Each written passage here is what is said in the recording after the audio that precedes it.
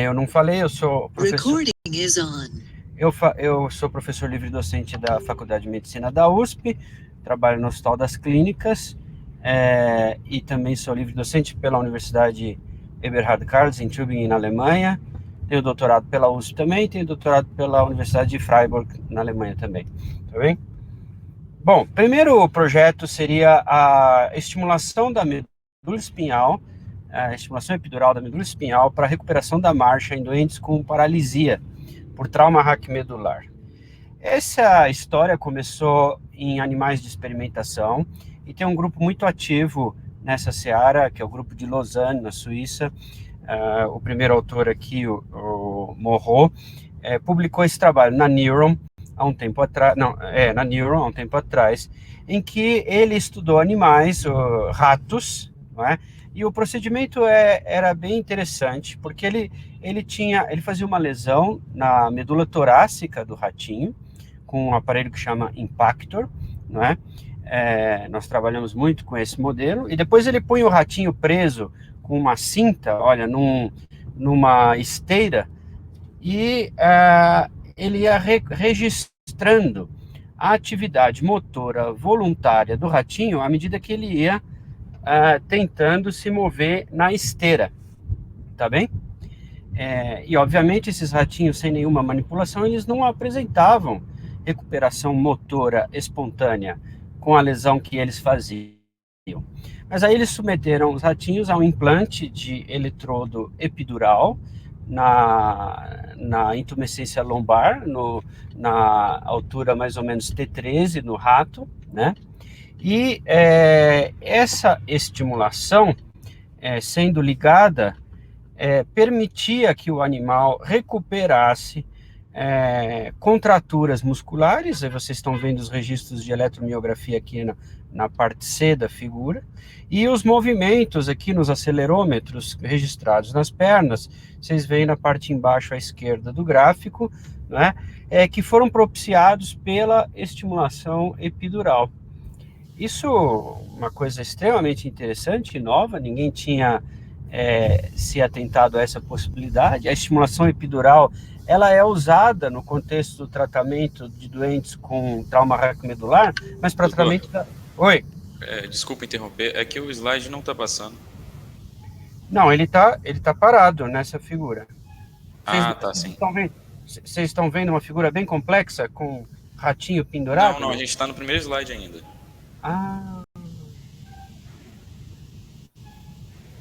Bom, então eu vou... Vocês estão no slide com o título do trabalho, não? Isso aí, Mudou agora? Não mudou não. Parece que está numa imagem do computador, né? Não parece que é uma... Porque assim, a última imagem gravada está com a seta do senhor ali para abrir para a tela toda.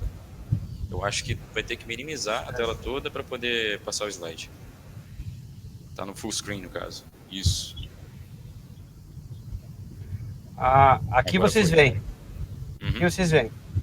Mas vocês não veem... Acho que é apresentado daquela forma em livro ali, ao lado a gente coloca full screen. Tem um livrinho. Livrinho? Isso, acho que... Essa? Aqui? Isso. Mas não deu diferença. Aí vocês veem a figura inteira? A gente está vendo o programa em si, mas não está vendo a imagem preenchendo a tela toda. É do lado do livrinho, professor.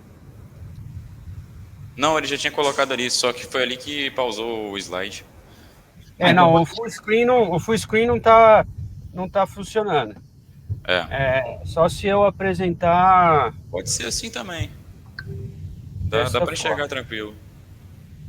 Não tem nada pequeno nas imagens, né? Então, vocês veem aqui nessa imagem, olha, vocês estão vendo o ratinho pendurado ali no meio, né? Na esquerda, no meio. É isso?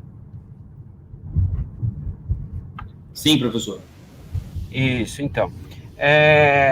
Faz a lesão medular no ratinho, implanta um eletrodo na medula espinhal dele e depois liga a estimulação e coloca ele para andar nessa esteira.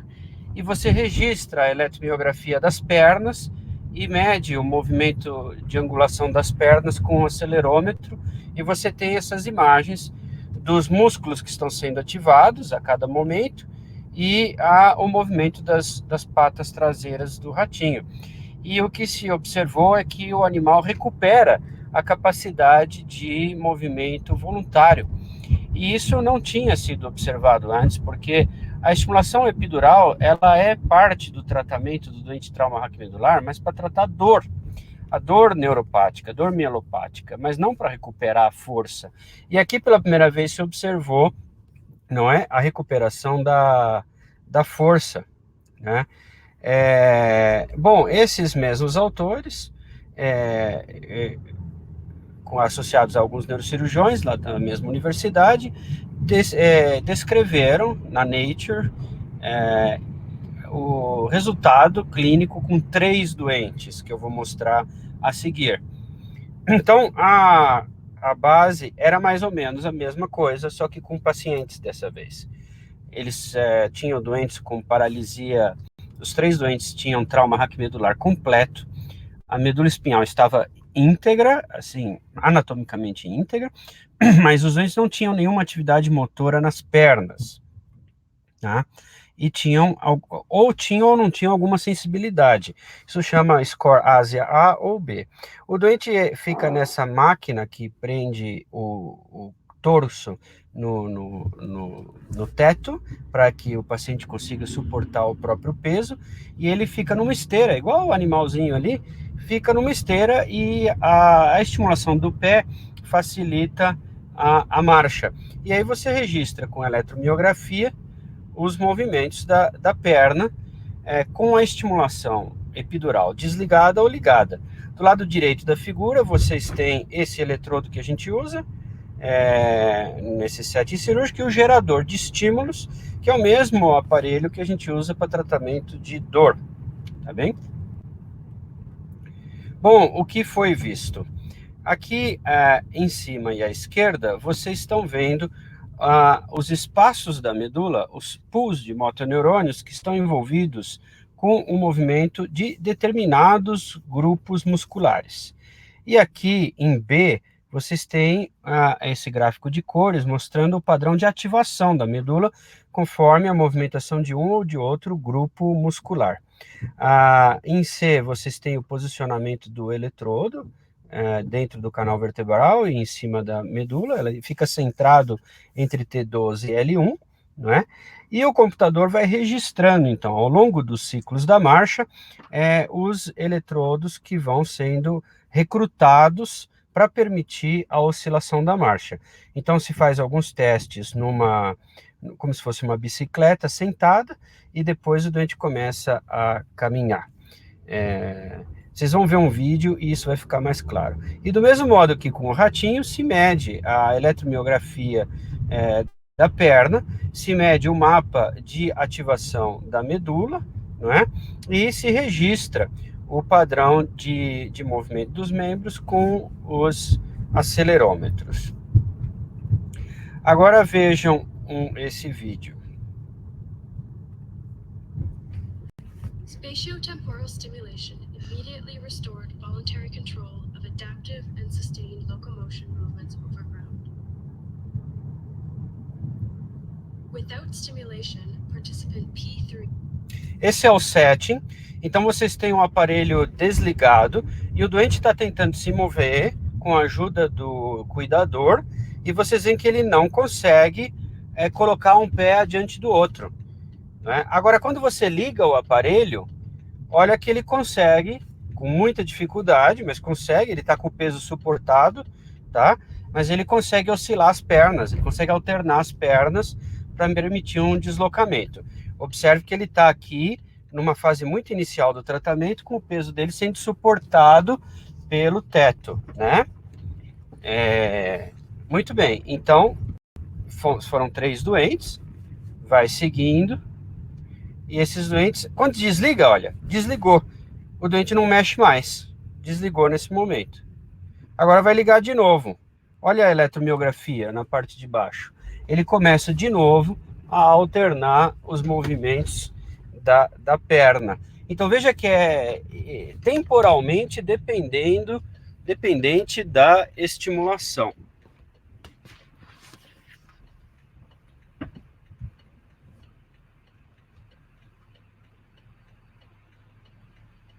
À esquerda vocês têm os eletrodos e a programação cíclica que recruta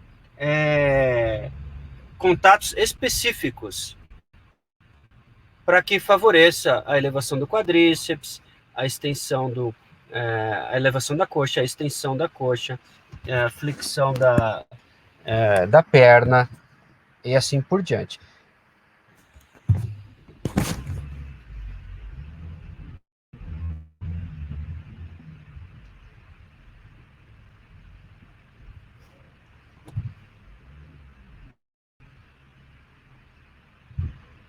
Ao final deste vídeo, eu vou então fazer uma pausa de 1 minuto para que eu possa ligar o computador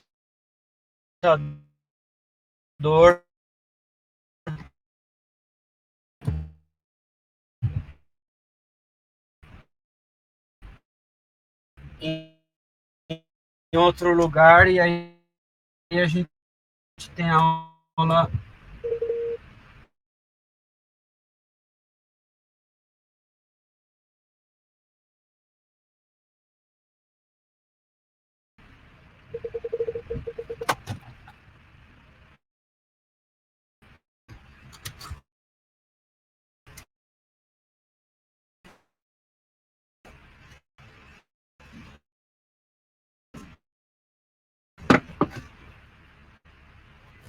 Ok.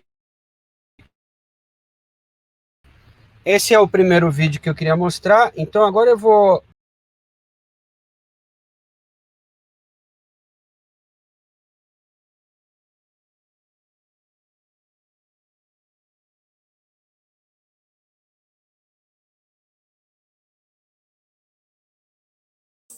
Só um minutinho, pessoal. Eu acho que ele chegou em casa e tá terminando de ajeitar as coisas, já vai voltar a apresentação, tá bom? Desculpa o transtorno aí, mas vocês viram que ele tá fazendo o possível para não atrasar a gente.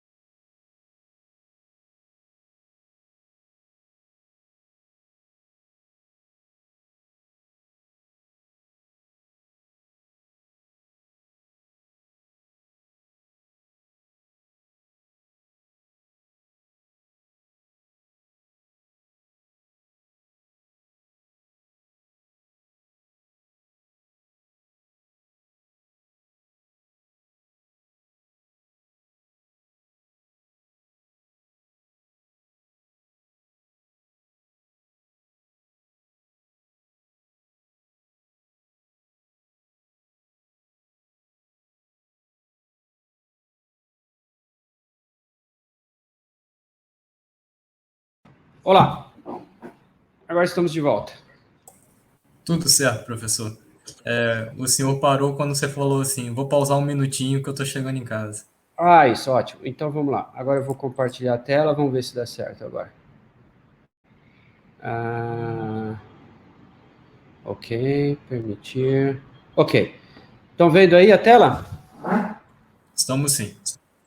Ótimo. Vamos ver se dá. Se eu puser aqui, vocês não veem tela inteira, né? Clica aí pra gente poder ver. Não vê não. Não, Mas não tem não problema. vê. Tenta Tá ótimo. colocar aquela então opçãozinha ali do canto inferior direito, que tem tipo um X ali, ó. Lá no cantinho Um mesmo. X aqui? Vê o que. Não. Não. Bom, vamos fazer assim desse jeito então. Vocês terminaram o vídeo, né? Sim. O vídeo foi, né? Muito bem, vamos ver esse outro vídeo, então, que mostra uma fase mais tardia da reabilitação.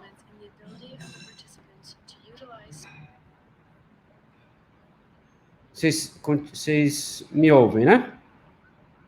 Sim, sim.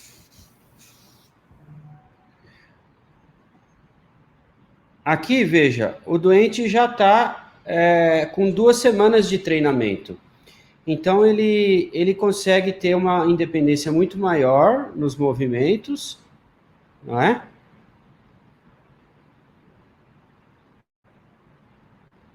Opa.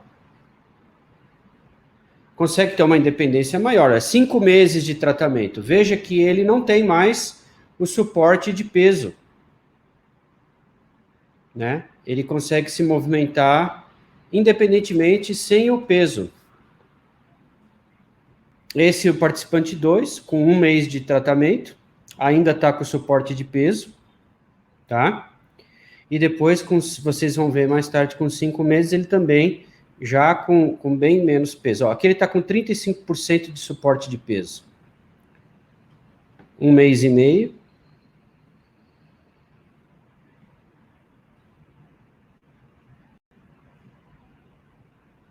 Dois meses. Veja que ele tem que mexer os braços e consegue mover as pernas mexendo os braços. É um tipo de sincinesia que acontece pelo padrão de reinervação que ocorre na medula de pacientes lesados. E aqui 5 meses, o doente também andando de maneira independente.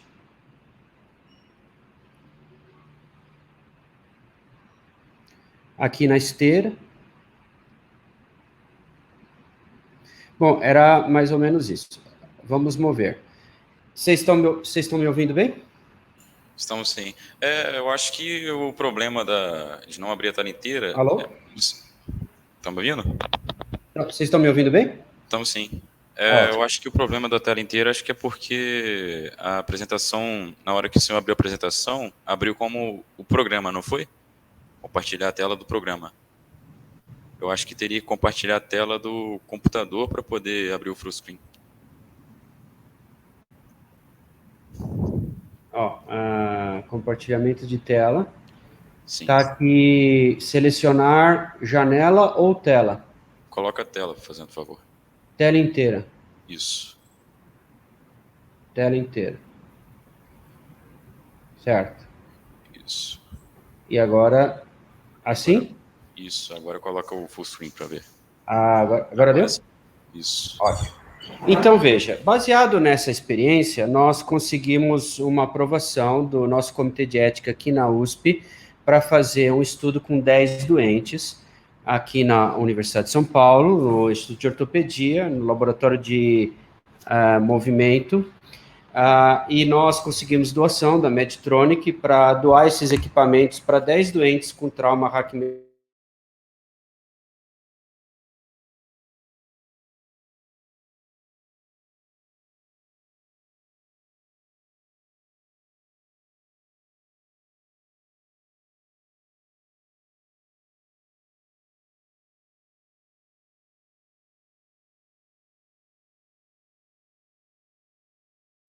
O microfone mutou. Tá fechado o microfone.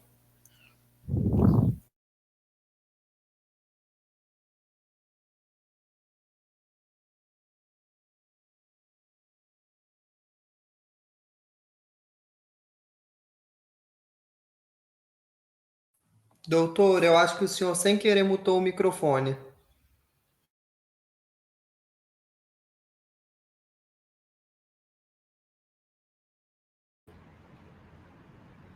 Ok. Isso. Parou no momento que o senhor estava falando sobre o trauma ráquio. Vamos lá. Aqui. Agora vocês estão ouvindo? Sim, Estão agora ouvindo sim. e estão vendo. É isso? Isso. Estão ouvindo e estão vendo. Então, baseado nessas experiências, Não. a gente conseguiu. A apresentação ouvindo? acho que parou. Oi? Acho que a apresentação parou. Está num parecer da CEP. Aqui mostra que eu estou compartilhando a tela inteira. Espera aí, só um segundo. Que slide vocês estão vendo? Não está aparecendo, não. Aqui pra gente não tá aparecendo nada, não. Olha, eu sugiro a gente seguir com aquela forma que a gente estava de compartilhar Pode ser. Melhor, pode ser. porque... Aí, voltou a aparecer, voltou. Não, mas eu interrompi o vídeo agora. O que vocês estão vendo? Agora a gente está vendo a tela. Estão vendo a tela inteira? Isso, sim. Ótimo. Então, baseado nessa experiência, a gente conseguiu aprovação para estudar 10 doentes com trauma raquimedular, lesão completa, sem atividade motora, tendo ou não sensibilidade preservada, adultos, né, com lesão crônica, depois da fase de recuperação espontânea. Conseguimos doação da Medtronic para doar esses equipamentos para esses doentes, né? Isso vai ser feito no laboratório de movimento do Instituto de Ortopedia aqui do HC. O objetivo inicial é ver a recuperação da motricidade espontânea, medida pela eletromiografia, pela escala de Fugel-Meyer, etc. Tem objetivos específicos para ver a capacidade de ficar em pé, de andar, de controlar a espasticidade, controlar a dor, a função vesical e assim por diante, não é? Então, nós vamos, aqui são os critérios de inclusão e exclusão, pacientes adultos, Ásia A ou B, significa com ou sem sensibilidade, mas sem motricidade, mais de 6 meses depois do trauma, lesão entre C7 e T10, porque eu quero ter o braço dele forte para conseguir movimentar 2 bengalas canadenses, não é? E assim por diante, e diversas outras questões. Aqui a complexa série de avaliações que o doente vai ter ao longo de 15 meses, não é? 12 meses depois da cirurgia, porque ele faz um treinamento de 3 meses com fisioterapia diária para atingir o seu melhor desempenho antes de ser operado, e depois ele fica 12 meses adicionais sendo acompanhado, e aí, de tempos em tempos, faz essas avaliações de todas essas funções neurológicas, né?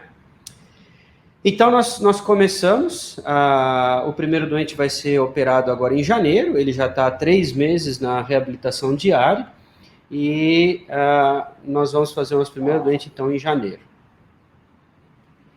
Um segundo estudo que eu queria mostrar para vocês é a capacidade de uso de uma prótese exoesquelética no braço para recuperação após AVC. Então, AVC é a segunda maior causa de morte no Brasil. E muito tem se investido nessa questão de interface cérebro-máquinas. E a gente acredita que num horizonte próximo, acredito que em 10 anos, isso vai estar na prática clínica. Então, hoje, o que acontece? O doente com AVC, ele passa por uma série de programas de reabilitação para tentar diminuir a espasticidade, tentar diminuir as retrações tendíneas e articulares e melhorar a dor, etc. Mas muito da recuperação funcional vai depender da gravidade da lesão. Se a lesão é muito extensa, o doente acaba não se recuperando. Você tem ambientes que estão sendo pesquisados hoje em dia que vão facilitar a recuperação do doente. Então, por exemplo, essa é uma prótese que usa FES, Functional Electric Stimulation. Ela detecta a intenção de movimento no seu bíceps, no caso, e o computador vai lá, a prótese vai lá e continua o movimento. Ela amplia o movimento que você iniciou, mas que por um motivo ou por outro você não consegue terminar. Aqui é um ambiente de realidade virtual, que você usa um videogamezinho para dirigir um braço robótico, e você pode ter movimento aí de preensão da mão, para dar um tiro, alguma coisinha assim. São tecnologias de jogos que foram adaptadas para o ambiente terapêutico com muito sucesso. E os doentes reportam melhora quando você usa essas ferramentas adicionais. Isso é o contexto atual. Você pode ainda lançar mão de próteses exoesqueléticas. Então, por exemplo, aqui é uma prótese da Universidade de Harvard, que o doente veste, e ele comanda a prótese com controle mental, com controle do eletroencefalograma. Ele é completamente paralisado, ele pensa no movimento, e a prótese, o computador está aqui nas costas dele, vai direcionar a força para esses acionadores que estão na perna do doente. Então, um dos nossos parceiros, o Rafael Milanese, da Universidade Federal do Espírito Santo e ex-pós-doc na Universidade de Harvard, está nos ajudando a desenvolver uma prótese exoesquelética para membro superior. Esse aqui que eu estou mostrando é para membro inferior.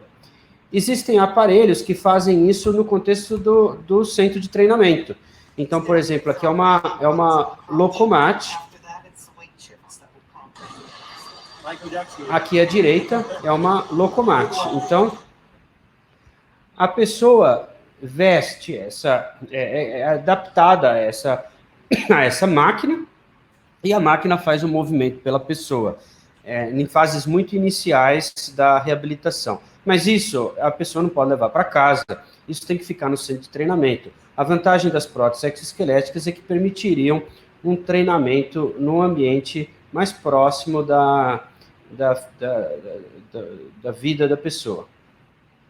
Existem outros devices que estão sendo desenvolvidos. Isso daqui, por exemplo, é um aparelho que faz uma análise da marcha por meio de sensores na perna, mas num ambiente aqui de realidade aumentada. Então, quando você tem um ambiente de realidade aumentada, você ativa diversas áreas do cérebro ao mesmo tempo, e isso aceleraria os processos plásticos que levariam à recuperação motora. Bom, mas isso é hoje em dia, né?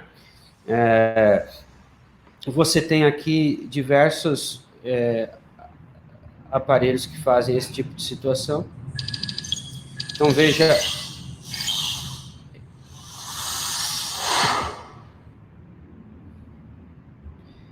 Esse é esse aparelho C1000, que chegou aqui no Brasil, foi aprovado pela Anvisa agora, aqui no Brasil.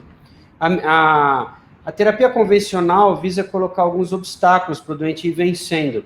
E esse aparelho, ele já registra o movimento do pé automaticamente, a pressão que o doente faz na esteira, mede os passos, a velocidade, a corretitude, e o doente pode ficar com esse suporte de peso, e ele tem uma tela na frente que pode aumentar a estimulação sensorial.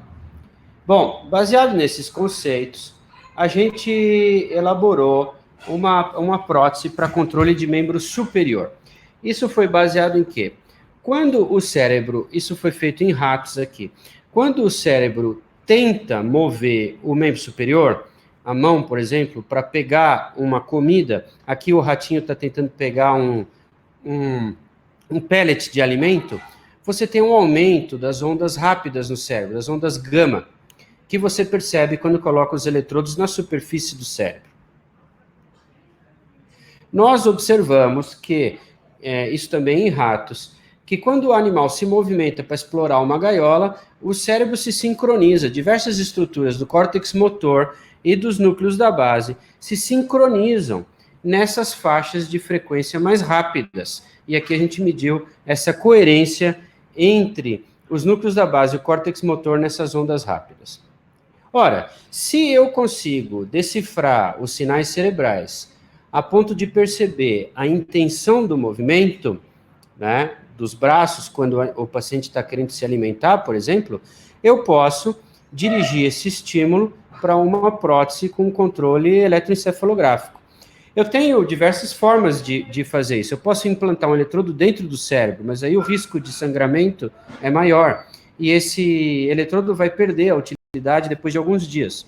Eu posso colocar em cima ou embaixo da dura mater, mas aí também posso ter um hematoma subdural, o risco é significativamente maior, o doente pode ter infecção, etc.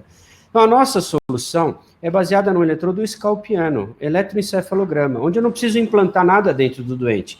E a grande vantagem é que o doente pode tirar isso a hora que ele quiser, e ele não tem risco de nenhum hematoma, infecção, etc.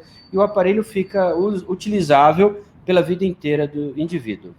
Tá? A primeira prótese que surgiu nesse sentido foi aqui pelo professor descrito pelo professor Birbaum em 2006. Foi muito interessante, porque pegou pacientes com locked-in, o doente que não mexe nada, esse doente tinha uma esclerose lateral amiotrófica, a doença de Lou Gehrig, ou também a doença do Stephen Hawking, só que ele estava no estado tão avançado que ele não movia nada. Então, imagina que esse doente tem cognição preservada, igual o Stephen Hawking tinha, não é? Fazia altas teorias, mas não conseguia mexer nenhum dedo, né? A percepção é normal, então se pousa uma mosca no olho dessa pessoa, ela vai sentir a ojeriza que é uma mosca pousando no seu olho, mas não vai conseguir mexer a cabeça, piscar a pálpebra ou nada para afastar essa mosca. Então é terrível. E aqui foi idealizado um ambiente de navegação eletrônica. Olha o computador, como era primitivo. O doente olhava uma imagem, e se ele gostasse da imagem, os sinais aqui cerebrais se desincronizavam, e ele era apresentado a uma imagem semelhante. Se ele não gostasse da imagem, os sinais se sincronizavam, e ele era apresentado uma imagem diferente. E nisso o doente conseguia navegar somente usando o raciocínio. Isso avançou, e aí o Niels e o pessoal que colaborou comigo nesse outro estudo começou a estudar pacientes com AVC. E eles observaram que o doente com AVC e uma paralisia do braço melhorava quando fazia o treinamento com essas interfaces cérebro-máquinas. Nós publicamos um artigo com relação a isso, na PLOS ONE, em 2015, o Marco Curado era meu pós-doc na época, e o que nós observamos é que quando o doente tinha alguma função no ombro, ele conseguia recuperar a mão mais rapidamente do que aqueles doentes que não tinham nada no ombro. Como que é feito isso? Eu registro a atividade cerebral, eu decomponho as ondas cerebrais em diversos componentes de onda, até identificar ritmos que estão relacionados à intenção do movimento. Então, por exemplo, o ritmo beta, ritmo gama, e aqui o ritmo sensitivo motor, que é um ritmo de 10 a 13 Hz, que aparece no córtex motor primário quando a pessoa não quer se movimentar. Quando a pessoa quer se movimentar, esse ritmo desaparece. Então, a gente usou esse ritmo para que o aparelho aprendesse. Então, aqui a inteligência artificial. Então, durante o treinamento, o doutorando usa esse capuz, e ele é colocado nessa prótese robótica, que é de bancada, ele não mexe isso, e quando ele quisesse mexer a mão, a prótese ia lá e fechava a mão dele. E o computador, depois de tentativas e erros, conseguia definir esse cutoff aqui, essa linha de corte entre a linha vermelha e azul, para saber quando o indivíduo quer mexer, ou seja, quando esse ritmo SMR não existe, ou quando ele não quer mexer, e esse ritmo de 10 a 13 Hz acaba predominando. E aí o computador sabe, quer mexer, não quer mexer, e vai lá e mexe a prótese. Bom, nós fizemos isso com doentes com paralisia de mão completa, e veja que o doente não mexe nada, tem completamente paralisado. Fazia 2 tipos de treinamento, um treinamento era nessa prótese de braço, e outro treinamento, esse que eu mostrei para vocês, de abrir e fechar a mão. Mas isso o computador que faz, tudo passivo. E depois de 4 semanas, a gente já observava alguns movimentos de punho e de dedos. Veja que ele vai flexionar os dedos agora, viu? Flexionou o punho e os dedos. Isso a gente conseguiu com 4 semanas de tratamento. Os doentes foram treinados até 8 semanas. Ora, baseado nisso, desenvolveu-se uma prótese para que o doente se alimentasse, e ele faz um movimento de pinça. Na verdade, esse doente consegue mexer o braço, ele não consegue mexer os dedos. E os canais aqui cerebrais estão comandando a pinça para que ele consiga pegar o alimento. Pegar o alimento é uma coisa muito primitiva no cérebro humano, e é por isso que a gente consegue com facilidade detectar essa intenção, mesmo com 4 eletrodos ao redor do córtex motor. Então foram feitos 4 doentes para testar essa nova tecnologia, e foi realmente bem sucedido.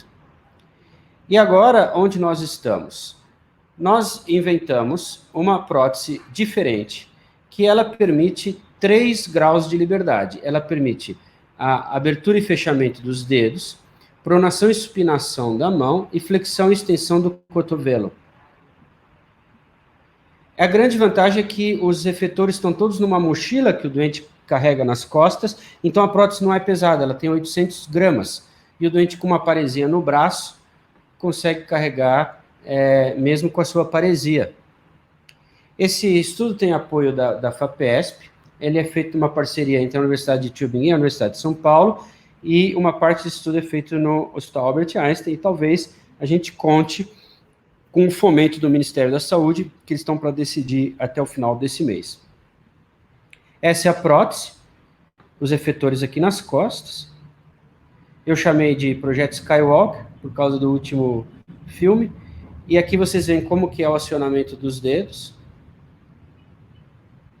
E aqui a simulação, movimento do cotovelo, pronação e supinação, e abertura e fechamento da mão.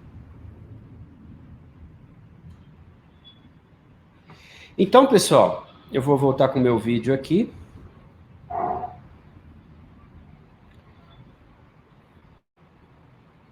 Deixa eu abrir meu vídeo.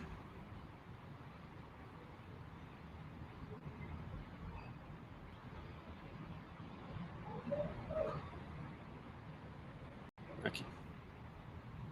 Muito bem. Vocês estão vendo meu vídeo ou não?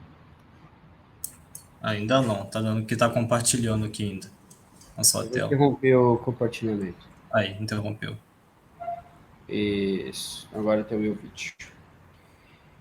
Então, era mais ou menos esse um resuminho que eu queria apresentar de duas iniciativas de pesquisa que estão no seu início, mas tem um certo background que nos anima bastante para continuar as pesquisas nesse sentido. E o que a gente achava que era imutável, que era irreversível em termos de déficit neurológico, a gente já está conseguindo entender e retroceder. Isso ocorre pela primeira vez no âmbito dessas doenças neurológicas. Eu me coloco à disposição de vocês para dúvidas que tenham surgido. Não quis entrar muito em detalhes dos procedimentos experimentais, que são meio complexos, mas queria apresentar essas oportunidades para vocês.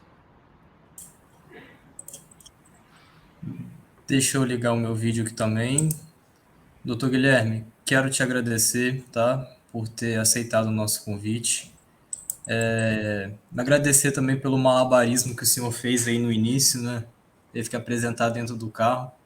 Achei muito boa a apresentação, muito complexa. Eu não sei como é que está a disponibilidade de tempo do senhor, mas eu quero deixar aberto para o pessoal tirar dúvidas agora. Tanto quem quiser perguntar no áudio, ou quem quiser digitar, pode conversar com o Dr. Lepsky aí, na medida da disponibilidade de tempo dele. Quero agradecer. Pode. Fiquem tranquilos. Quero agradecer a presença aí de alguns convidados nossos, a Bianca está aí também, tem alguns médicos aí que a gente convidou também, eu imagino que eles queiram perguntar, queiram conversar, tá? É só abrir o áudio aí e conversar, pessoal. E quem ainda não conhece, nós somos da Liga de Cirurgia da FAMESC, estamos aqui junto com a Liga de Neurologia da FAMESC também, fizemos essa palestra interdisciplinar. Eu espero que todos tenham gostado, tá? Quem quiser tirar alguma dúvida, conversar com o Dr. Lep, que está à disposição. E queria falar também que eu achei sensacional o nome do projeto, Projeto Skywalker. Achei ótimo. Tanto o pai quanto o filho, os dois têm a mão robótica. Eu achei excelente, parabéns. Vamos lá, pessoal, tá aberto aí para dúvidas. A criatividade do brasileiro no nome, gente. Perfeito demais.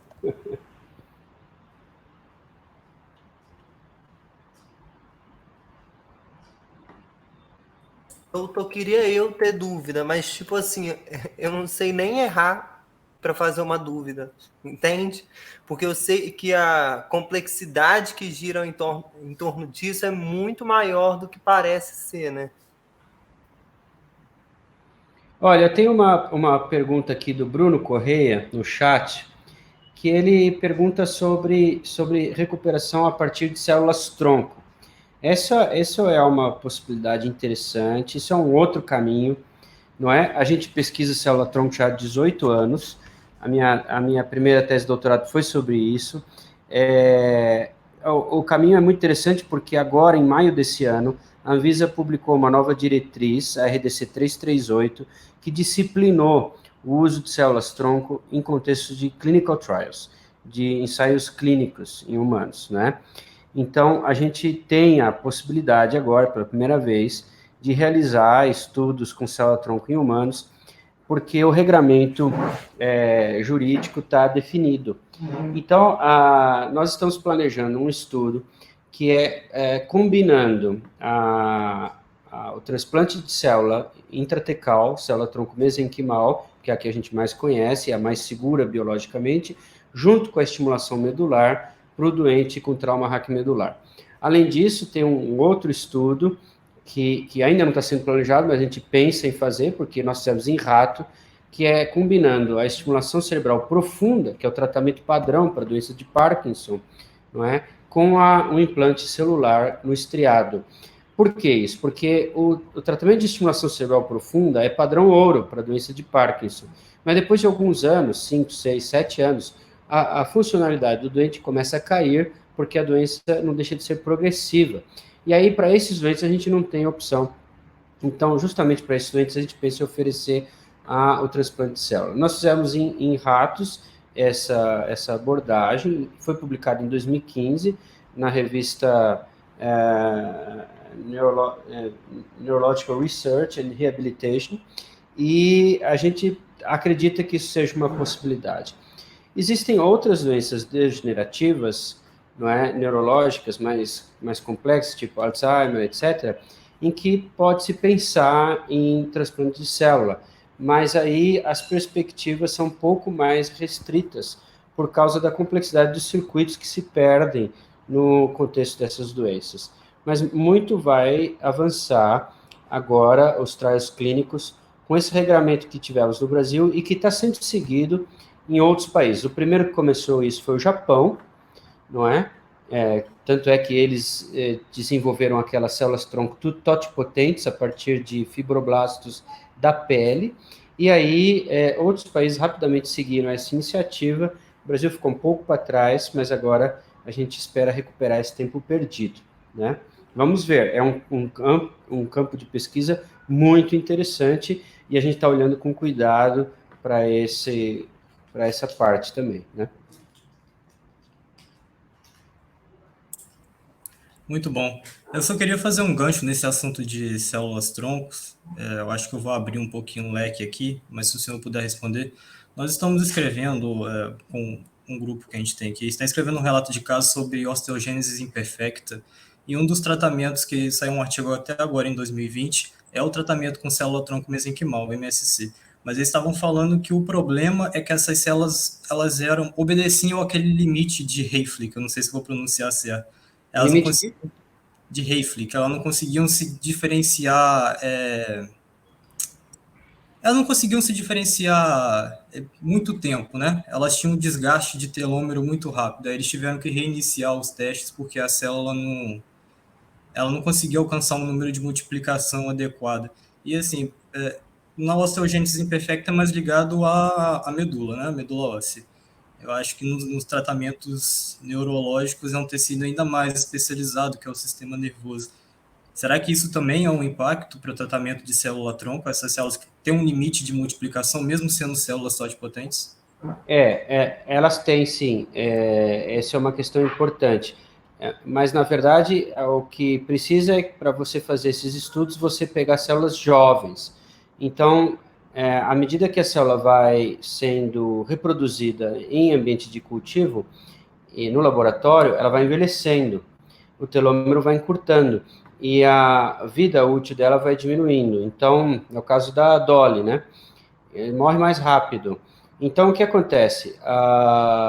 Se você vai pegar uma célula para um estudo clínico, você tem que pegar uma célula jovem. A gente geralmente limita de 3 a 5 passagens, que é aqueles episódios que a célula se duplica e você passa de uma placa para 2, né? Ou mais.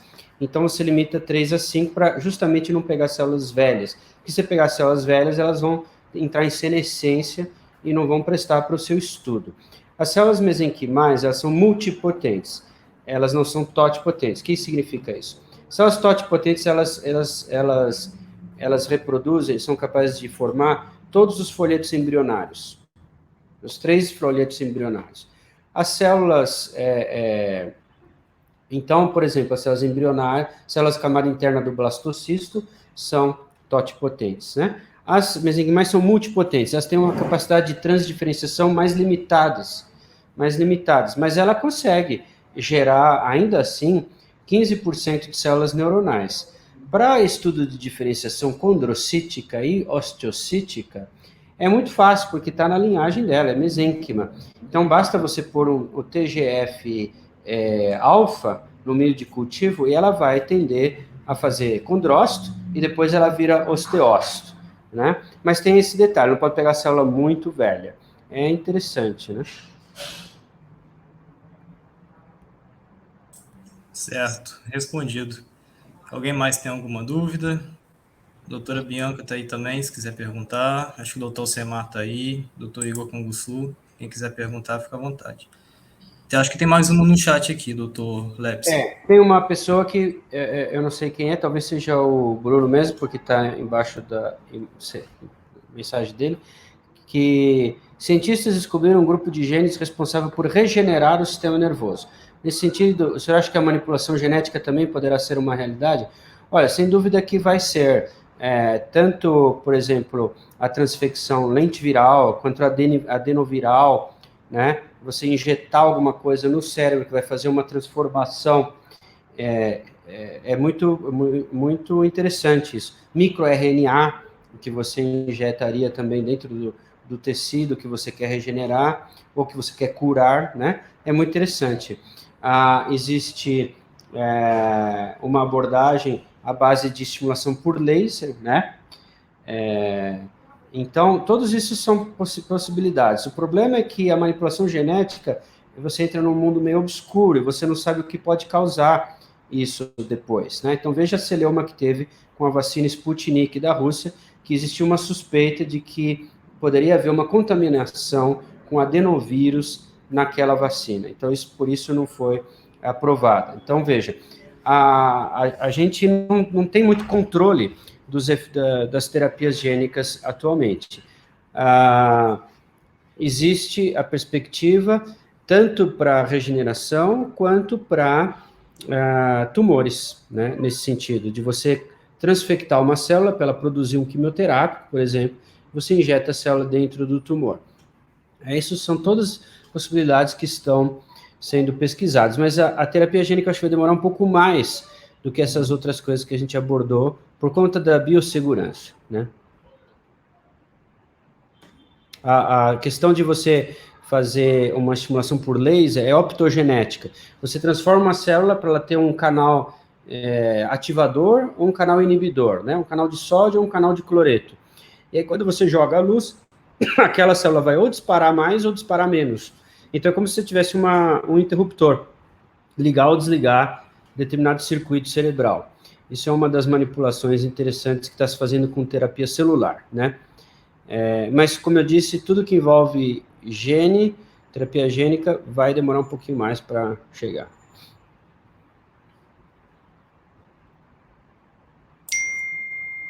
Alguém tem mais alguma pergunta? Doutor Lepes, me mandaram aqui no privado, eles estão perguntando do custo do primeiro vídeo e se isso é viável para o sistema público de saúde. Do estudo de terapia de estimulação medular? Isso. Veja, esses 10 doentes vão ser feitos pelo Sistema Único de Saúde, no Hospital das Clínicas, não é? E aí a gente vai ter um nível de evidência para expandir a indicação para outros doentes fora do estudo. Isso demora, outros colegas vão ter que observar a mesma coisa em estudos maiores, controlados, né, fase 2, fase 3, e quando tiver evidência de fase 3, nosso ordenamento de saúde permite que se peça a autorização da Anvisa para fazer o tratamento, não é? E aí as operadoras tendem a pagar, porque se já existe evidência fora do país, não é? Tendem a pagar. A questão é que precisaria estar incorporado no rol da ANS para que fosse obrigatório eles a pagarem. Mas não basta você ter evidência fase 3 para que o procedimento esteja incorporado no rol da ANS e você tenha direito, uma vez que você pague o plano de saúde. Você precisaria ter um lobby das operadoras para que esses procedimentos da Agência Nacional de Saúde não sejam ampliados, porque senão eles dizem que vai encarecer demais o custo da saúde para o usuário, ou diminuir o lucro deles, não se sabe. Talvez os dois, não é? E para ir para o SUS é mais complicado ainda, porque aí existe o orçamento nacional. E aí a lista de procedimentos do SUS ela é mais enxuta ainda do que a lista de procedimentos da ANS. Então você imagina no mundo que tenha desse tamanho uma bola com os procedimentos que já tem fase 3 com eficácia comprovada. Aí você tem o rol da ANS e você tem o rol do SUS desse tamanho. Então, é complicado, tem uma luta muito grande para que isso se estabeleça. Mas o primeiro passo é gerar evidência científica. É isso que a gente tá lutando, né? Uma pergunta se isso... se o doente tem dor, se o doente tem uma lesão medular e tem dor, o que é geralmente uma associação muito comum, aí você já tem no rol da ANS e no rol do SUS a autorização para você implantar um eletrodo medular. Então, a única questão era fazer uma altura diferente e com uma técnica diferente, mas isso já estaria aprovado. Então, para aqueles doentes que têm trauma raquimedular e dor, eu diria que já existe, tanto no SUS quanto no sistema privado. Só que a técnica é diferente, não é? A técnica é diferente. Pergunta do Marcos foi essa. Obrigado, Marcos. Show. Antes da gente continuar com as perguntas, pessoal, a Rafaela enviou um link aí, ó, no chat para emissão de certificado, tá? Façam a inscrição e daqui a uns dias vai chegar no e-mail de vocês o certificado. Inclusive o do senhor, tá, doutor Lepski? Obrigado. Vamos lá, pessoal, vamos continuar aí. Quem quiser continuar perguntando, enquanto ele tiver com disponibilidade, a gente continua, tá?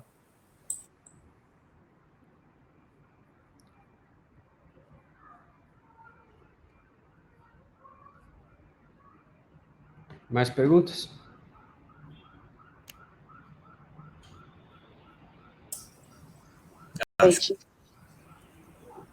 Oi, pode repetir, por favor? Acho que estão encerrando. Consegue me ouvir? Aí, pode perguntar, Inês. Boa noite. Eu gostaria mesmo de agradecer o tanto de informação que o senhor trouxe aqui para a gente. Eu já tenho uma formação prévia, né? Além de acadêmica de medicina, eu sou fisioterapeuta, e eu estou encantada com esse tanto de informação. E imaginando a reabilitação dos nossos pacientes, como seria com essa realidade, né? Se fosse nossa realidade, o quanto que nós profissionais e os nossos pacientes iriam, né, evoluir tão bem e tão rápido, né, com essa medicina tão evoluída e essa tecnologia. O senhor está de parabéns, muito bom mesmo. Estamos lutando, né? Vamos lutar todos juntos para transformar as coisas em realidade. Obrigado, Elis. Mais alguém quer perguntar alguma coisa? Ali, ó, a Angélica. A Angélica, ela é professora e pós-graduada em reabilitação. Ela está entrando no grupo de pesquisa para o projeto de trauma raquimedular. Tivemos uma primeira reunião essa semana, por isso que ela entrou na aula. Eu a convidei para ela ver mais ou menos em que se baseava o projeto. Obrigado, Angélica. Que bom, Angélica, que você participar. Boa noite. Alô? Olá. Boa noite. Boa noite, eu sou o João.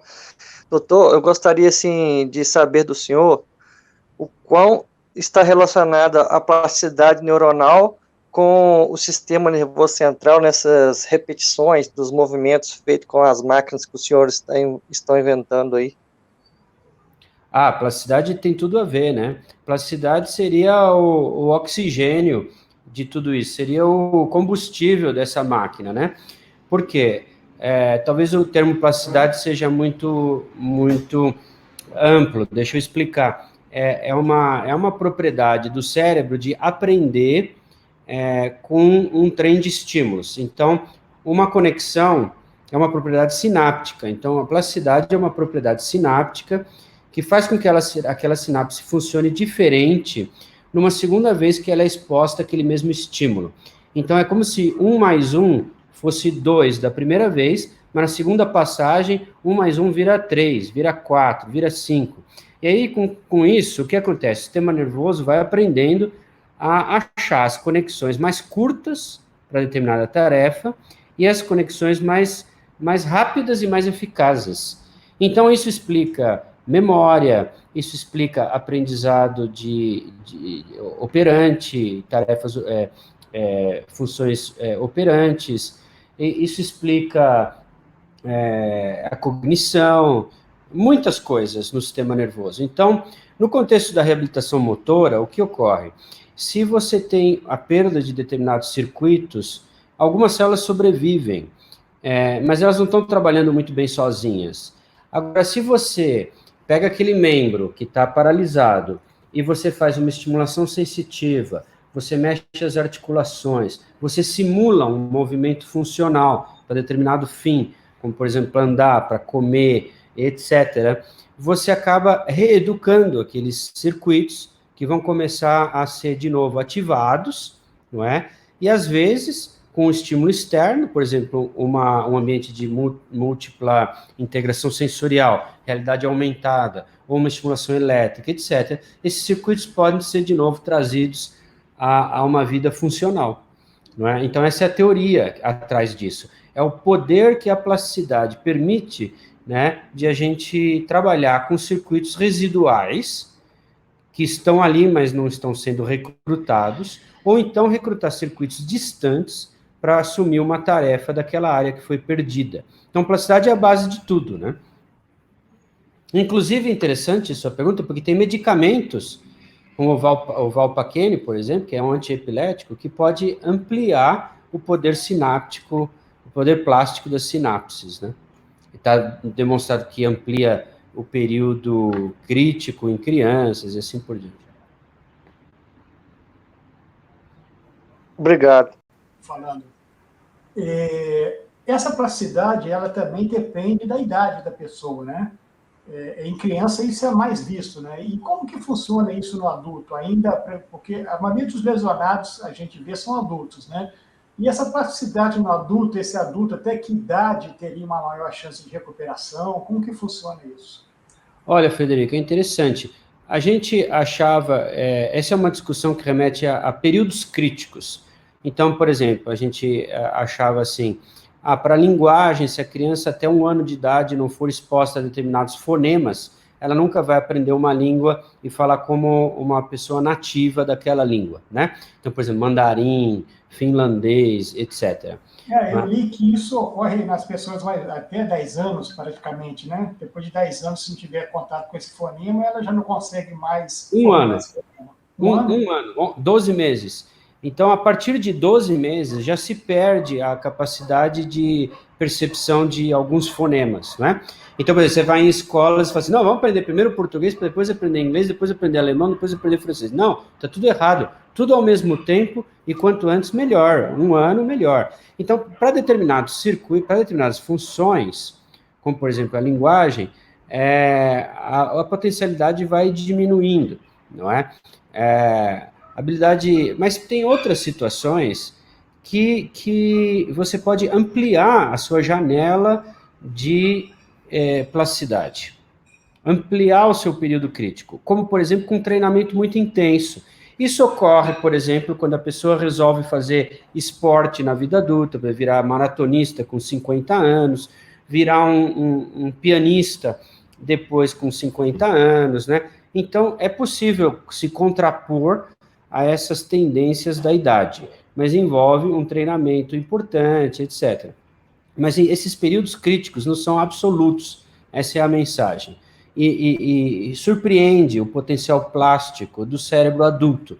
Uma coisa que a gente achava que não existia, que era só de crianças, a gente está cada vez surpreendendo mais com o potencial plástico de cérebros adultos, né? E a gente tá editando um livro agora, o pessoal que faz o nosso curso de especialização em neurociências na USP, o livro chama Desenrolando o Cérebro, e é um livro meio termo entre a neurociências e a população leiga, e está abordando todas essas questões. Acredito que em um mês vai estar no nosso site para ser encomendado, viu? Vale a pena, porque envolve essas questões aí que você levantou. Ok, obrigado.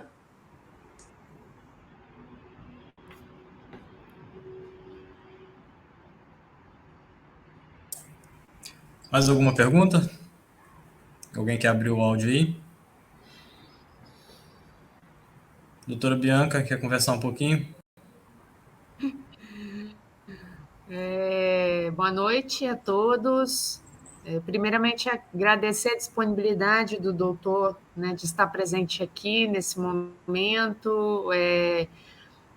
As pesquisas, né, científicas, e quando você olha isso num contexto da formação de um médico, né, entender a importância disso e a aplicabilidade dessas tecnologias para uma melhora da qualidade de vida do paciente, eu acho que isso é enriquecedor, né? Então, parabenizo a Liga as ligas, né, pela proposta de trazer ao doutor pela história e a pesquisa, e realmente eu desejo muito sucesso aí no projeto, e que isso aí traga qualidade de vida para muitas e muitas pessoas, né? Porque é o que a gente mais preconiza, vamos dizer assim, né? Então, a medicina, a parte clínica não consiste só em tratar a doença, as pesquisas científicas podem ajudar a trazer qualidade de vida para muitas pessoas. Então, é maravilhoso ver um médico, pesquisador, né, com tantas publicações maravilhosas, com um trabalho tão incrível. Então, eu só tenho elogios aqui. Parabéns, doutor. Obrigado, Bianca. É uma honra ter você aí no público prestigiando o nosso trabalho. Muito obrigado pela sua participação. Bianca é nossa coordenadora, doutor Lepski. Que ótimo. Agradeço imensamente o convite e fico muito feliz com a participação. Nós que agradecemos por o senhor aceitar. E vamos deixar o convite para uma próxima vez em aberto, tá bom? Antes da gente encerrar, se ninguém mais tiver alguma pergunta, mais uma vez eu venho agradecer a presença da Bianca, de todos que nós convidamos, em particular, e todos que vieram aqui prestigiar o Dr. Lepski, os convidados dele também. Nós somos membros da Liga de Cirurgia da FAMESC, né? No início a gente teve que começar um pouquinho rápido por causa da situação do Dr. Guilherme, mas nós somos a Liga de Cirurgia da FAMESC, vou deixar aqui no chat. Procure a gente lá no Instagram para futuras palestras, junto com a Liga de Neurologia da FAMESC também. Quero agradecer mais uma vez o Vinícius, nosso diretor de eventos, Vinícius Mesa Barba, que foi quem entrou em contato com o Dr. Lepski. No início, nossos e-mails se desencontraram, mas felizmente nossos colegas lá do fundão, lá da UFRJ, conseguiram contato com ele rapidinho. Deu certo, claro. É difícil, às vezes e-mail cai no limbo, mas me acharam aí no WhatsApp. Abusei um pouco do e-mail lá do senhor lá, mas tudo bem. Pois é. Tem até um convidado conversando em alemão aí, ó. Henry Gasal. Pois é. Eu queria também agradecer a todos os membros da diretoria da Liga que estão aqui presentes. O Anderson também, nosso fundador, está aí. Aparece aí, Anderson, para dar um oi para a gente. E se ninguém tiver mais alguma pergunta, ninguém quiser dar mais nenhum recado, se o Dr. Lepski não quiser falar mais nada, a gente encerra o nosso encontro por aqui. Mais uma vez, imensamente gratos pela presença dele. Eu agradeço a atenção de vocês, pessoal, o interesse, essa hora da noite. Me desculpa aí pela confusão no início. O trânsito de São Paulo é uma desgraça. Só na pandemia que deu um alívio, mas a gente está até feliz com o trânsito agora, que significa que a vida está voltando ao normal, né? Tá bom? Então, eu fico disponível para outras outros assuntos que vocês têm interesse. Se estiver dentro da minha área de pesquisa, eu vou ter prazer em falar, tá bom? Um grande abraço a todos vocês. Muito obrigado, doutor. Tchau, tchau.